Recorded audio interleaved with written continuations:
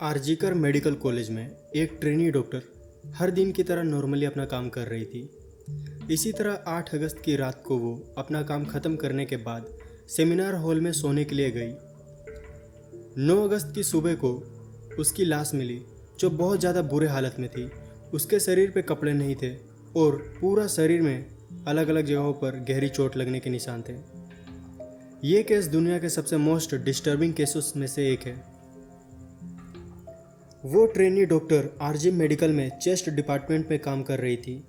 8 अगस्त की रात को उसने अपनी फैमिली से कॉल पर बात की और बात करने के बाद वो वापस अपना काम करने लगी। उस काम को ख़त्म करने के बाद वो रात को 2 बजे अपने 4 दोस्तों के साथ खाना खाने चली गई। खाना खाते वक्त वो पांचों लोग ओलंपिक गेम्स में नीरज चोपड़ा को देख रहे थे और उसे सपोर्ट भी कर रहे थे। डिनर ख़त्म करने के बाद वो ट्रेनी डॉक्टर सोने के लिए सेमिनार हॉल में चली गई और इस वक्त रात के 3 बज रहे थे। 9 अगस्त को सुबह 11 बजे ट्रेनी डॉक्टर के घर पर एक कॉल आती है। ये कॉल आरजीकर हॉस्पिटल से आई थी। वो कॉल पे बताता है कि आपकी बेटी की तबीयत ख़राब है, आप जल्दी से हॉस्पिटल आ जाएं। जिसके बाद उसके घर वाले बिना देरी किए हॉस्पिटल पहुंच जाते हैं। फिर उन्हें बताया जाता है कि आपकी बेटी ने सुसाइड कर लिया है। उसके घर वालों को ये बात सुनकर बहुत ज़ोर का शॉक लगता है, क्योंकि रात के 11 बजे ही उन्होंने अपनी बेटी से बात की थी और वो बिल्कुल नॉर्मल थी।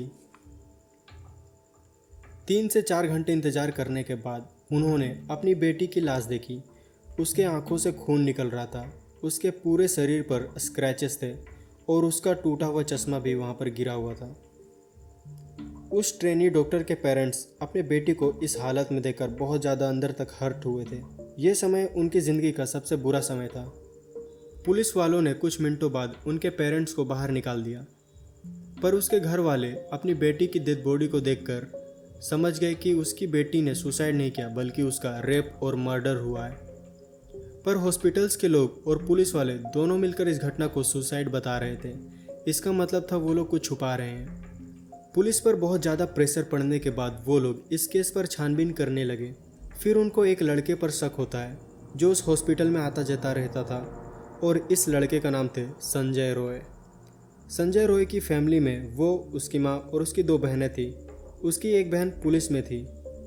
संजय रॉय का अपना फैमिली के साथ कुछ खास बनता नहीं था। पैसे से वो एक सिविक वॉलंटियर था जो कभी कभी पुलिस की मदद करता था ट्रैफिक को क्लियर करने के लिए। संजय का नेचर ठीक नहीं था। वो बहुत गुस्सैल किस्म का लड़का था। उसने 4 शादियाँ की थी, जिसमें 3 वाइफ उसको छोड़कर चली गई थी और चौथे वाइफ की डेथ हो गई थी। संजय उन सभी के साथ बहुत ज़्यादा मारपीट करता था। शायद यही वजह था कि उसकी बीवियाँ उसे छोड़कर चली गई। वो अपने रोज़मर्रा की ज़िंदगी में दारू पीता था, गाली गलौज करता था और वो पॉर्न एडिक्ट भी था। संजय अपना दबदबा दिखाने के लिए हर जगह कोलकाता पुलिस की टी-शर्ट पहनकर घूमता था और उसने अपने बाइक पर कोलकाता पुलिस की स्टिकर भी लगा रखी थी। वो हर जगह खुद को एक पुलिस वाला बताता था, पर वो पुलिस था नहीं। संजय 9 अगस्त को रात के 3:30 बजे शराब पीकर हॉस्पिटल के अंदर चला गया और वो लड़खड़ाते हुए उसी रूम में घुस गया जिसमें ट्रेनी डॉक्टर सो रही थी। संजय का ब्लूटूथ उसी रूम में गिर गया था, पर उसे इस चीज़ की खबर नहीं थी। 4:47 पर वो उस रूम से बाहर आया और हॉस्पिटल के दूसरे किसी रूम में जाकर सो गया। अगले सुबह वो देर तक सोने के बाद उठा। फिर उसको एहसास हुआ कि उसने एक बहुत ही बड़ा क्राइम कर दिया है। वो जल्दी से भागकर बाथरूम गया और अपने कपड़ों को साफ करने लगा। वो सभी सबूत मिटाने की कोशिश कर रहा था। बहुत ज़्यादा घबराहट होने की वजह से वो अपने जूतों को साफ करना भूल गया था। सुबह 9 बजे तक ये बात वहाँ के लोकल्स में फैल गई थी और लगातार भीड़ बढ़ती जा रही थी। पुलिस पर लगातार प्रेशर बढ़ रहा था। वो हॉस्पिटल की सभी सीसीटीवी कैमरा को चेक कर रहे थे और उन्हें एक फुटेज में संजय रॉय दिखा, जो उस रूम में गया था जिसमें उस ट्रेनी डॉक्टर की डेड बॉडी मिली थी। पुलिस का शक संजय रॉय पर तब गया जब वो रूम से बाहर आ रहा था। संजय अंदर जाते वक्त गले में ब्लूटूथ नेकबैंड पहना हुआ था, पर बाहर आने के वक्त उसके गले में वो ब्लूटूथ नेकबैंड नहीं था। 10 अगस्त को पुलिस ने संजय को हिरासत में लिया और उससे पूछताछ की, पर संजय ने इस क्राइम को करने से साफ इनकार कर दिया था। फिर पुलिस ने संजय को अपने फ़ोन का ब्लूटूथ ऑन करने के लिए कहा। जैसे ही उसने फ़ोन का ब्लूटूथ ऑन किया, वैसे ही वो ब्लूटूथ नेकबैंड से कनेक्ट हो गया। अब पुलिस वालों का डाउट कंफर्म हो गया था कि संजय ही असली क्रिमिनल है। पकड़े जाने के बाद संजय ने एक्सेप्ट कर लिया कि ये घिनौना क्राइम उसी ने किया है और वो सज़ा के लायक भी है। पर संजय की बात पर कोई भरोसा नहीं कर रहा था, क्योंकि इस काम को अकेले करना बहुत मुश्किल था।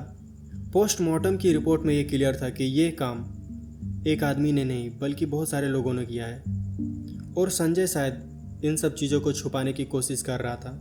ये केस पुलिस से छीनकर सीबीआई को दे दी गई, जिसके बाद इस केस को सॉल्व करना और भी ज़्यादा मुश्किल हो गया और लगातार इस केस को दबाने की कोशिश की जा रही है। पूरे देश में प्रोटेस्ट हुए इस घटना को लेकर। सभी ने बहुत सपोर्ट किया उसकी फैमिली को, पर क्या सच में इंसाफ मिलेगा उस ट्रेनी डॉक्टर को?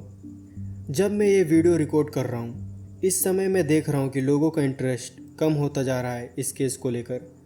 शायद इस केस को सॉल्व करने में बहुत टाइम लग सकता है। हम सभी बस इंतज़ार कर सकते हैं कि कब उस डॉक्टर को जस्टिस मिलेगा। तो दोस्तों, ये थी वीडियो। अगर आगे कुछ अपडेट आता है तो मैं आपको ज़रूर दूंगा।